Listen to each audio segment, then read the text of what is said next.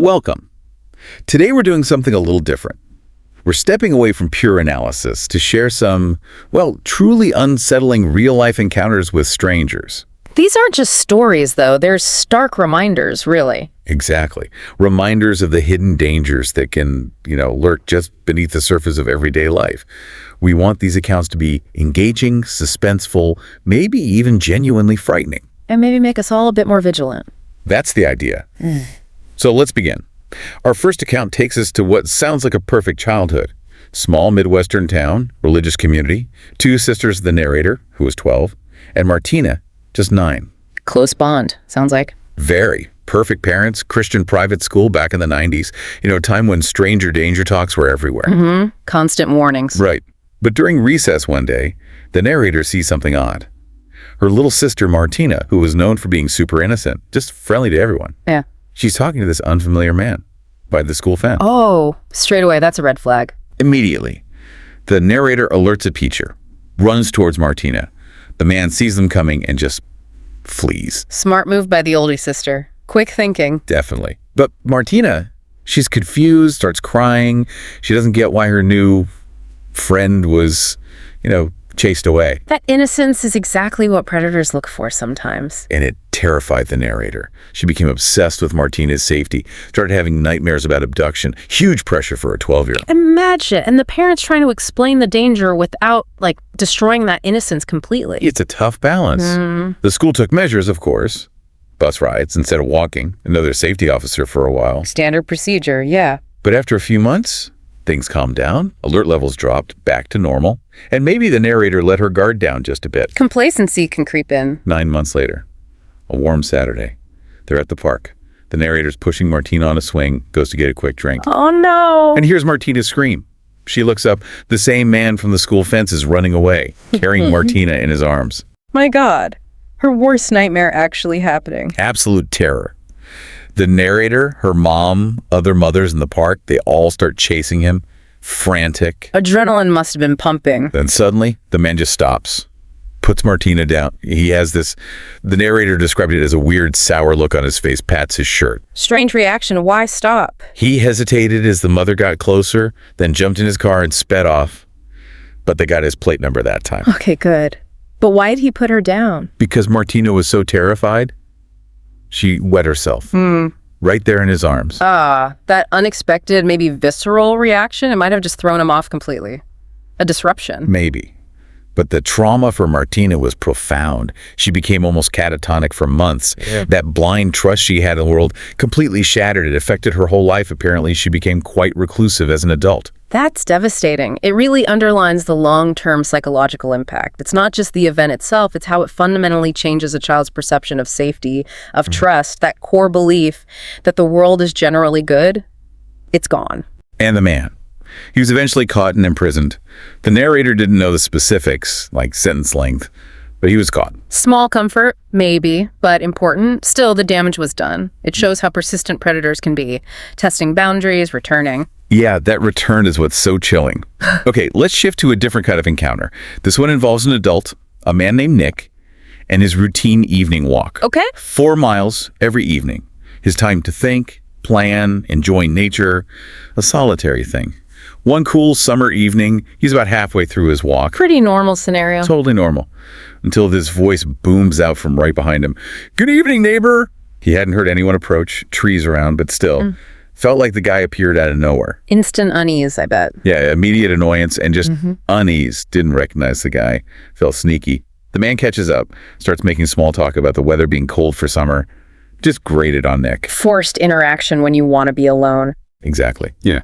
Then Nick's house comes into view up ahead. And he gets this strong feeling he does not want this stranger knowing where he lives. So instinctively, he just keeps walking right past his own street. Trying to throw him off. Makes sense. But then, the moment of horror. Man just casually says, hey, Nick, isn't that your street we just passed? Oh, how do you know his name? And his street? Nick's blood ran cold. Cold sweat. He just snapped, screaming at the guy, who are you? How do you know my name? Just pure, indescribable rage boiling up. Understandable reaction. That's incredibly violating. The man just gives this This smug smile. Nick said it made him look monstrous, just radiating menace. Nick actually threatened him, even though he knew he was physically outmatched, trembling like crazy, an empty threat, really. Fight or flight, kicking it hard. And the man just says, cool as anything, have a nice night, Nick, and walks away. Chilling. Absolutely chilling. Nick walked home in a total panic, looking over his shoulder the whole way, convinced the guy was going to jump out and strangle him. He got inside, felt safe, and immediately threw up his entire dinner. A visceral physical reaction to that level of fear and violation. He even questioned himself later, like, did I overreact? But he couldn't shake that feeling. He ended up getting a handgun, changing his walking route completely. That feeling of safety is gone. Totally. And then 5 or 6 months later, he's unloading groceries with his wife. A silver sedan drives by. The same man is driving. He just looks over and waves. No. Yeah. You just leave with him. All those awful feelings just flooded back. Nick was left completely confused. Was he just randomly picked to be bullied, messed with? Or was there something more sinister, something planned that never happened? He never found out. That psychological violation, knowing someone unknown has your personal information, your name, where you live, it's incredibly potent. It's about power. The stranger instantly creates this huge imbalance by revealing they know something private. It makes you feel so exposed. Exactly. It's designed to intimidate, to make you feel unsafe in your own space. Your mind races, trying to figure out how they know, which paralyzes you. And the fact that it happened again, the wave, that reinforces the feeling of being watched, targeted. The fear becomes chronic. Okay, moving from that kind of isolated terror to a social setting. Our next story is from an 18-year-old Canadian guy on vacation in Jamaica over the holidays. He acted confident, but says he was actually pretty shy and anxious inside. Putting on a front, common enough. He meets a group of Americans and a local guy named Ernest. They have a fun evening on the beach, plan to go bar hopping the next night, end up at the sports bar with a nightclub attached. Okay, typical vacation stuff. Then this girl shows up. He calls her Amanda. And she immediately attaches herself to him, like right on his hip, being extremely touchy. He wasn't attracted to her, felt uncomfortable, tried to be polite but firm, trying to brush her off gently. Boundary testing, maybe. Seems like it. The group gets bigger. They move to the nightclub part. He's trying to be the cool guy, buys everyone a round of drinks. Amanda squeezes his butt and winks at him. Okay, getting very inappropriate now. Totally. Then, a little later, Amanda stumbles over to him, looking upset, and accuses him, right there, of putting something in her drink. So she's going to tell everyone he tried to drug her. What? That's a huge accusation. He bought drinks for the whole group. Yeah, he was completely bewildered. Knew he hadn't done anything. Thankfully, one of the other girls, Amber, stepped in and defended him.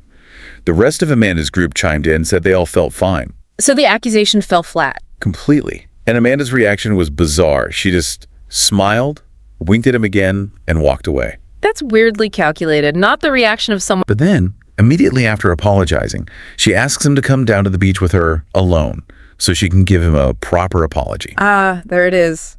The isolation attempt. He got a really bad feeling. Something felt deeply wrong. He firmly refused, said no way, and basically ran back into the bar. Good instincts. Trust that gut feeling. Definitely. And inside, he talks to the girls Amanda had supposedly been with. Turns out they'd only just met Amanda that night, too. She wasn't really with them. And they mentioned she'd been acting inappropriately with another guy earlier, making similar requests to get him alone. Pattern of behavior, not random. Exactly. And then both Amanda and that local guy, Ernest, just disappeared. Yeah. Vanished together. He never saw them again. Leaves him wondering. Was she just a really strange, aggressive flirt? Or was this something darker, like maybe her and Ernest working together to isolate people, maybe rob them? This sounds like a textbook manipulation tactic. The initial overfamiliarity, the touchiness, it's all boundary probing. Then the false accusation, that's classic gaslighting. It throws the target off balance, makes them defensive, maybe isolates them socially if others believe it. And then the apology is the lure. Precisely. The proper apology offered in an isolated setting like the beach. That's the critical step. Get the target away from their friends, away from safety. The fact that her friends weren't really friends and she tried it on multiple people strongly suggests a coordinated, predatory strategy. Whether robbery or something else was the goal, the method was manipulation and isolation. Really highlights how quickly a social situation can turn, especially when you're maybe letting your guard down on vacation. Absolutely. Trusting that internal uh-oh feeling is crucial. Okay, from social manipulation to exploiting vulnerability after like a natural event. Story 4. There's a severe hailstorm. The narrator's house is okay, roof is fine, relatively new actually. But the neighborhood gets descended upon by what he calls a swarm of fly-by-night roofing companies. Oh yeah, that happens. Storm chasers. He's polite at first, but gets really annoyed because they're so persistent, trying to convince him his perfectly fine new roof needs work. Then, one guy shows up, claiming to be from his actual insurance company, leaves a business card, a flyer. This piques the narrator's curiosity, even though he knows his roof is fine. Seems more legitimate, maybe, using the known insurer's name. Exactly, but he's still getting hammered by other contractors knocking on the door. Yeah. Anyway, the insurance rep comes back, and the narrator, maybe just tired of it all, gives him some information. Doesn't say exactly what. Okay, a bit vague, but he engaged. Then a few days later, the chilling part. A neighbor just casually mentions, "Hey, saw a guy in your property the other day while you were at work. Had a ladder, clipboard." Whoa. Not the narrator, not someone he hired. Nope. Immediate suspicion and anger. He finds that business card the insurance rep left and calls the number. Gets the main operator for the insurance company. He asks about the agent on the card. The operator tells him that agent retired almost 2 years ago because he had a terminal illness, and he'd passed away since then. What? So the guy visiting him was... An imposter, Yeah. posing as a dead man, using his old business cards to seem legitimate. The narrator couldn't believe it at first, thought the operator was mistaken or lying. It's understandable shock. But the operator, who apparently knew the deceased agent well, got tearful, confirming he was definitely gone, and realized the narrator was dealing with a fraud. That's incredibly brazen and creepy. A horrifying realization sinks in. This imposter used that seemingly casual conversation they had, probably asked questions about his schedule, when he's home, when he's not, Yeah. gathering information, likely planning a break-in. Reconnaissance under the guise of official business. And he figures the only reason the break-in didn't happen was because his nosy neighbor happened to be outside and saw the guy with the ladder. Probably scared him off. Wow. Accidental security. Yeah. So his warning is crystal clear. Be incredibly wary of anyone showing up unsolicited, especially after storms or disasters. Always, always verify their identity independently. Don't just trust a card or a uniform. That's a really important point. It's opportunistic predation. Criminals absolutely exploit these situations, the chaos, the community vulnerability, people needing help. Using a deceased person's ID is particularly insidious. It bypasses that initial check because who would suspect that? And the casual chat is really just surveillance. Absolutely. It's information gathering disguised as customer service or assessment. They're checking schedules, looking for weaknesses, seeing who lives there. That neighbor's observation likely prevented a serious crime. It really shows the value of community awareness, even if it feels a bit nosy sometimes. It makes you rethink every doorstep interaction, doesn't it? Okay, speaking of communities, our fifth story is about someone who specifically moved to escape crime. Fled a bad apartment complex, found a new place gated, friendly neighbors, finally felt safe. Seeking security makes sense. But then there was this unsettling figure, the man without a name. He was always there, every day hanging around the mailboxes. But he never spoke to anyone, avoided all conversation, eye contact. Just present but detached. Exactly. Neighbors tried talking to him, friendly hellos, nothing. Nobody knew his name. Nobody was even sure which apartment was actually his. He was just this total enigma in their supposedly friendly, gated community. Blending in by being passively present. Then suddenly he just wasn't there anymore. Disappeared. People wondered maybe he moved out, got sick. Lots of theories. The mystery deepens. Until about a month later, the truth comes out in the local newspaper. The man without a name had been arrested. Ah, doing what? He'd been found squatting in an abandoned, empty unit right there in their complex. Police searched it and found over $5,000 worth of stolen goods, phones, laptops, electronics, all sorts of stuff. Squatting and storing stolen property right under their noses. Right there. Yeah. He took a plea bargain, admitted to burglarizing nearly 100 apartments and homes all over the city. 100. Prolific. Get this, though, the absolute mind-blowing irony. One of the main complexes he admitted targeting repeatedly. It was the same crime-ridden complex the narrator had just fled from to feel safe. You're kidding. He followed her unknowingly. Or just targeted it independently. Seems independently.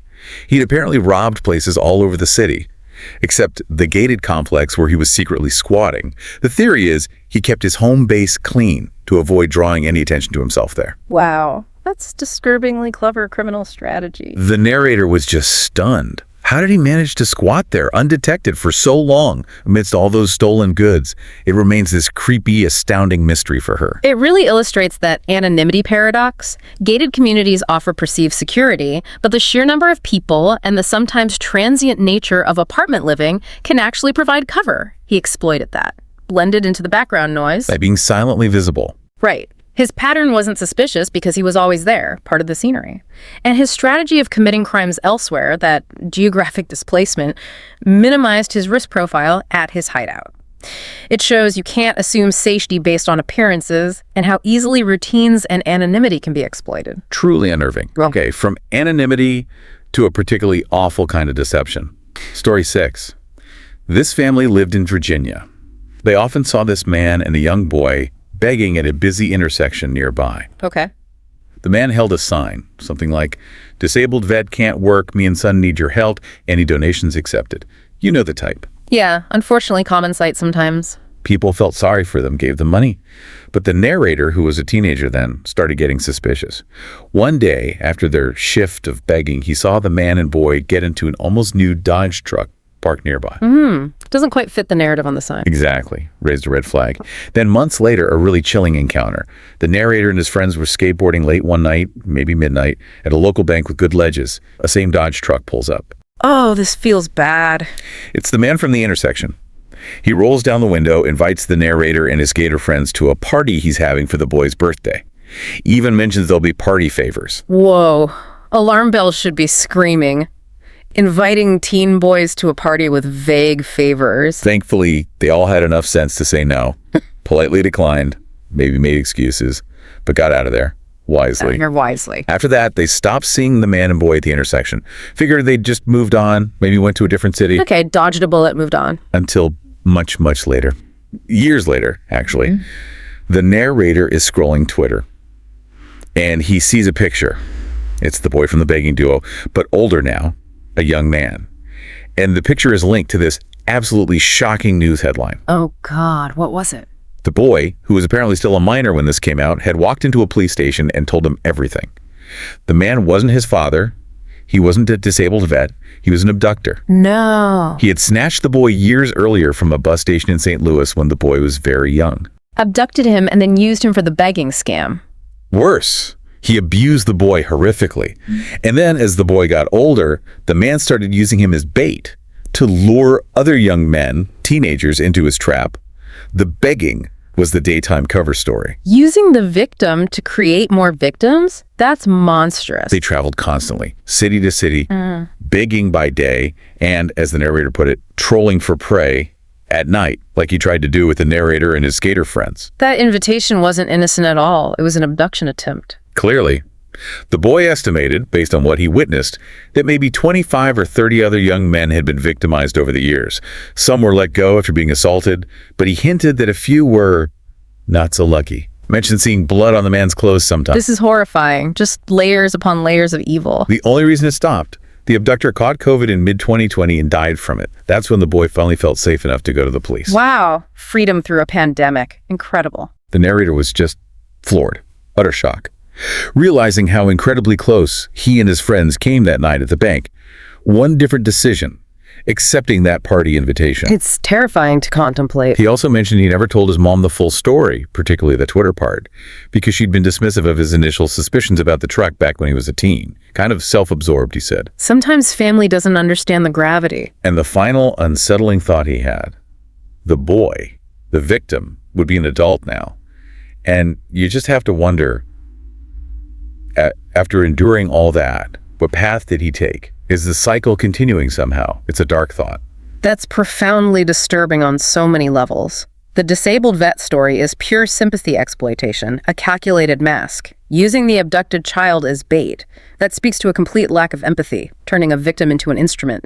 It highlights the terrifying vulnerability of runaways or anyone isolated. Predators offer a false sense of belonging to lure them in. The manipulation is just staggering. It truly is. And the potential long-term trauma for that young man after years of that, it's unimaginable. His courage in coming forward is immense, but the scars must run incredibly deep. Okay, our final story tonight. This one involves a different kind of shadow. the shadow of a past life, and a strange, unsettling legacy. The narrator is a young woman. Her dream was nursing school, but bad grades derailed it. So she's working at a small downtown diner, trying to pay back money she owes her parents. Trying to get back on track. Yeah. And this older guy, John, starts becoming a regular in her section. Reserved, always wore a cross cap. She found herself feeling really comfortable around him, oddly enough. Said he felt like a family member, like an uncle or grandfather figure, and he was surprisingly open about his past. Oh, what was his past? He told her eventually that he'd served 20 years in prison, bank robbery. Apparently, during the robbery, a member of the public got injured. He refused to name his accomplices, took the full rap himself. Wow, heavy past, but honest about it. Yeah. Said he'd lived a totally clean life since getting out in the early 2000s. Just work in church. He was really encouraging to her, kept telling her she should go back to nursing school, that maybe a little life experience was what she needed to succeed this time. Trying to offer some wisdom, maybe mentorship. She felt motivated by him, but her main focus was still paying back her parents. Anyway, John was a regular for about 3 months, came in nearly every day she worked.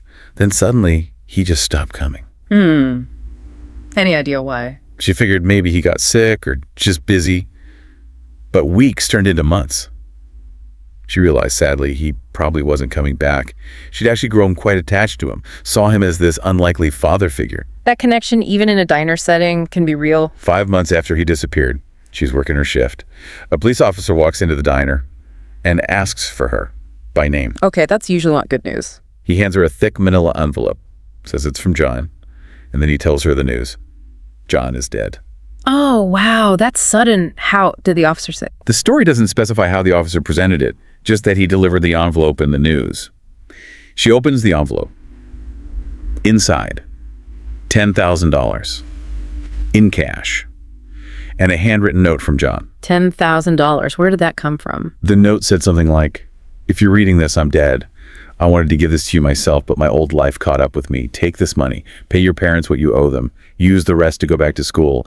Don't give up on your dreams." My old life caught up with me. That phrase is loaded. Exactly. She felt this wave of gratitude, like, wow, he really believed in me. But that feeling was immediately swamped by this sick, cold dread, that line. My old life caught up with me. And all that cash. Yeah, the questions start instantly. Where did this money really come from? Was it leftover from the robbery? Was it new dirty money? Did his death involve foul play connected to this old life? All of that. Was it stolen? Is someone else, maybe dangerous people from his past, looking for this money? Could this envelope somehow be a police setup testing her? A total minefield. She's left in this agonizing position. The money is literally the answer to her prayers. It solves her debt, funds her dream.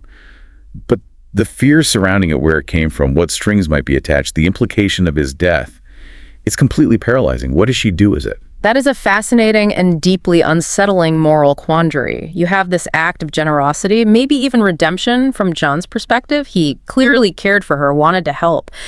But that cryptic message, combined with his violent past and the unexplained cash, it taints the gift entirely. The past isn't really past, is it? It seems not, in his case. Those shadows lingered. Even this final act, meant to be positive, is entangled with potential danger and illegality. It puts her in an impossible position. Accepting it feels risky, potentially implicating her in something unknown, drawing attention from whoever that old life might involve. Rejecting it means sacrificing her dream. It's like the consequences of his choices are still rippling outwards, even after his death. Precisely. It's a powerful reminder that past actions, especially criminal ones, can cast very long shadows, impacting not just the individual, but those they connect with, even through kindness. It really forces you to question the nature of the gift versus its origin. We've definitely walked through some truly disturbing accounts today. Each one is just a stark reminder, isn't it, that the world can hold these unexpected dangers, hidden motives, often right there in plain sight. They really underscore how vital it is to trust our instincts. That gut feeling, even when it seems irrational on the surface, it's often picking up on subtle cues. Vigilance is key. Yeah, being aware in our daily lives, maybe questioning things a bit more. Indeed. The unknown, the unexplained detail, that's often where the real fear lies, right? It prompts us to stay aware, look beyond the ordinary facade. Understanding some of the psychology behind these tactics can, maybe, offer some defense. We certainly hope these chilling stories and the insights we've talked about leave you with something to, well, ponder. maybe a renewed sense of awareness, a deeper thought about the shadows that can sometimes gather. Stay aware, stay questioning. Thank you for joining us on this pretty unsettling journey today. If you find yourself drawn to these kinds of accounts, these explorations of the darker side, please do consider liking this, sharing it, and subscribing to our channel, Horror Docx. Your support helps us keep bringing these stories, these warnings perhaps, to light. Until next time, please stay safe out there. And always be aware of the shadows that might just be watching.